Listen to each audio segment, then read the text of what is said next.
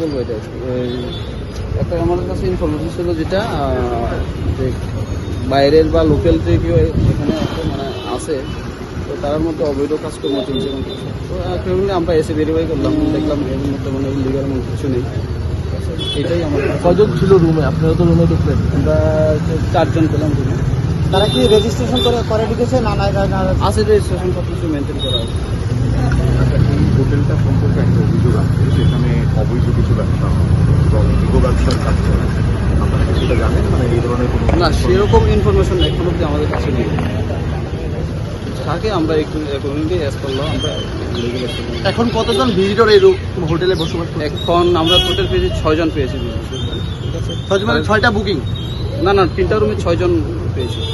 কি অভিযোগটা ছিল? কি এখানে একটা মানে ইলিগেল একটা কাজকর্ম চলছে এরকম একটা অভিযোগ ছিল, কিন্তু এরকম আমরা এসে দেখলাম এমন কিছু নেই।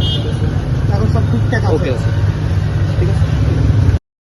এখানে একটা মানে ইলিগেল একটা কাজকর্ম চলছে এরকম একটা অভিযোগ ছিল, কিন্তু এরকম আমরা এসে দেখলাম এমন কিছু নেই। এখন সব ঠিকঠাক আছে।